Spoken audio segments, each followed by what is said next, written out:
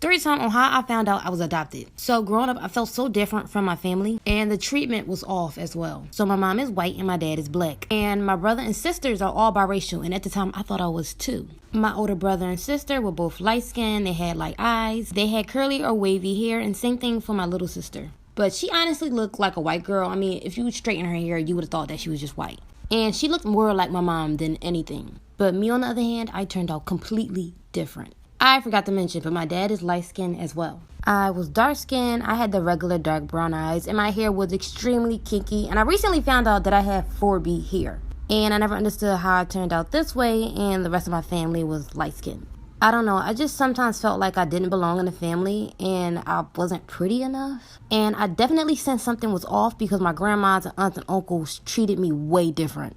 And I could tell I wasn't their favorite. Sorry I went on a rant, but if you want to know how I found out, come back for part 2. This is part 2 on how I found out I was adopted. So, like I said earlier, I look completely different from my family. Mom's white, dad is black. Anyway, so the day I found out. So, one time in class, we were doing Punnett squares. And at the time, I was in 8th grade. We did Punnett squares with our parents, height, hair, skin, eyes, everything. But my Punnett squares weren't adding up. Like, I didn't get the traits that I'm supposed to have. So, that day after school, I showed my mom the Punnett squares. And my mom said that they weren't accurate and that the Punnett squares aren't a real thing. So I just went on with life again, just thinking that it was fake and that the Punnett square theory was wrong. Then a week later, I went back to school and showed my friends, and I told them, and they said that the Punnett squares were accurate. Then one of them laughed and said, "You must be adopted or something."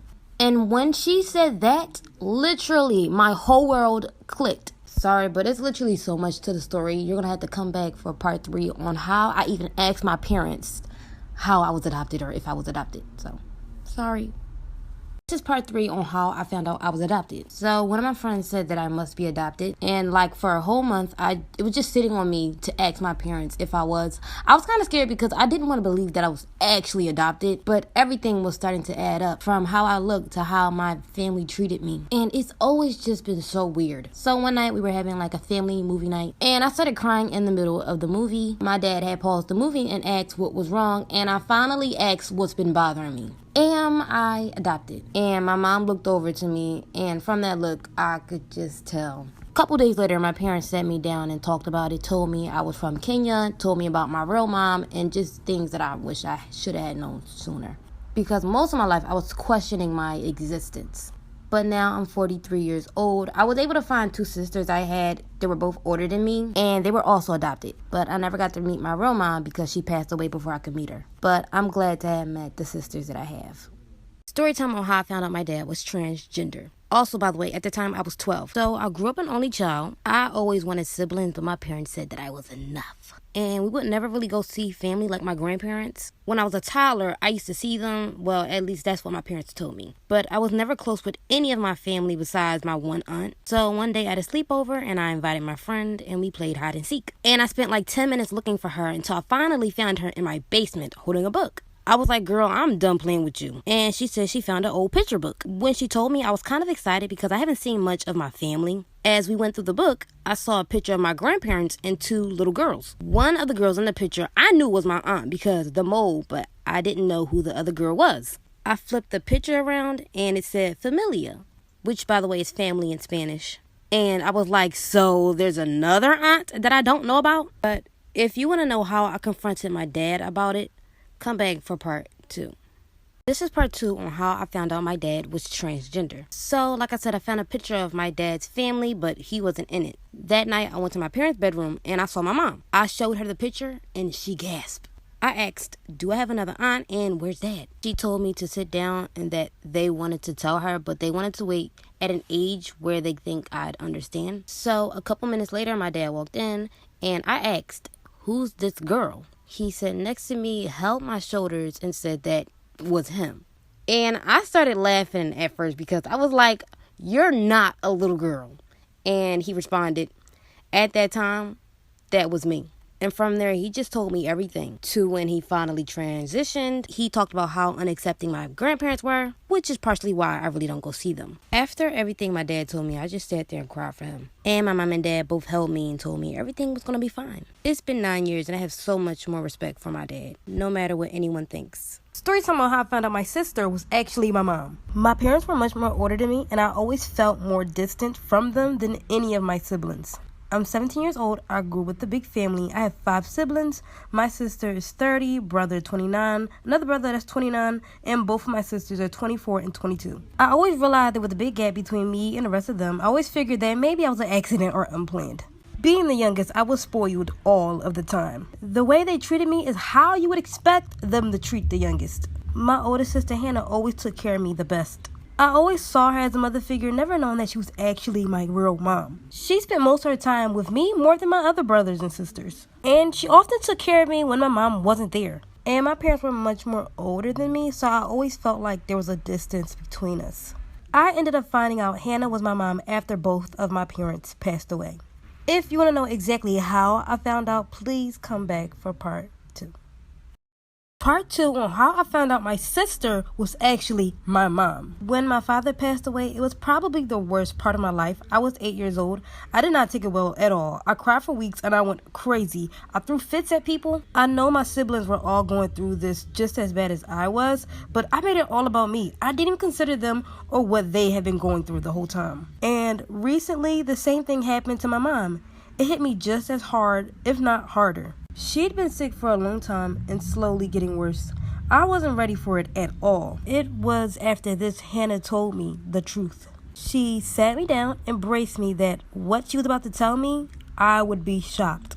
She knew that we all were still recovering from my mother's passing, but a few weeks had passed and she felt like it was enough time to wait before actually coming out with the truth. Sorry, I can't do 3-minute long videos, but come back for part 3 if you want to know exactly how she explained that she was my mom. So, part 3 on how I found out my sister was actually my mom. She said she always wanted to tell me, and only now she could finally. When she was 13, as many stupid kids do, she had an unprotected ex with a boy, and she had got pregnant, and that child was me. At the time, her parents wanted to give her baby up for adoption, but she was unshakable and wanted to keep her child. She completely refused to give me away. They eventually agreed to keep me and would raise me in their household, but with their parents as the guardians, and I would grow up thinking that they were my real parents. Apparently, some of my older siblings also knew, but they never mentioned it. In fact, they're actually my aunts and uncles. My mother made Hannah swear that she would never tell me, and that she could only tell me only after some time after her death. She said she wanted to die as a mother, not a grandmother. Hannah said all my life she wanted to tell me, but swore not to. And she was glad that she was able to tell me the truth. But if you want to know how I reacted to the whole situation, part 4 coming up. When getting married, they say death do us part. It should be taken literally, but some of us don't take this statement serious enough because a Vietnamese man slept beside his dead wife for 16 years. In 2009, the shocking story of the man who dug up the remains of his late wife has been sleeping in the same bed with her for the past 5 years shook the internet.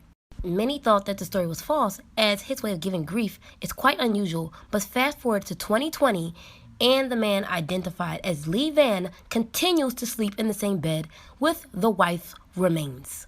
It was said that before he decided to take her home, he dug a tunnel to her grave to sleep in the grave with her for 20 months. You'd think that by now the corpse body would look like dust and smell badly, but I'll get into how he reserved her body in the next part. Part 2 of the man that slept with his dead wife for 16 years. The 55-year-old man, Lee Van, is from a small town in Central Province in Quang Nam, opened up his wife's grave in 2004. He molded clay around the remains to give the figure of a woman, put clothes on her, and then placed her in his bed. He made it clear that he has no intentions to let go of his wife, who he married in 1975. It was reported that the duo's marriage was arranged by their parents, and at the time they married, they hardly knew each other, let alone shared a romantic feelings towards each other. They were married shortly after Lee Van got back from the military, but they soon fell in love and had 7 children. Van's wife is said to have suddenly died in 2003 upon hearing the news. Van rushed home and barely got to see his spouse's face for a few minutes before she was buried. The grieving husband was so shocked by his wife's death that he spent most of his time night and day at the cemetery. He slept on his wife's grave. But after a few months, he worried about the weather and wanted to keep the body safe with him.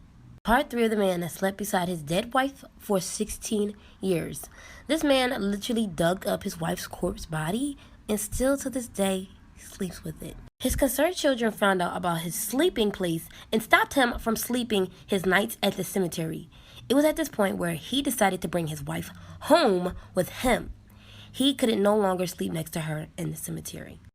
Unable to let go of his beloved, he dug up her bones and placed them in a bag near the cemetery.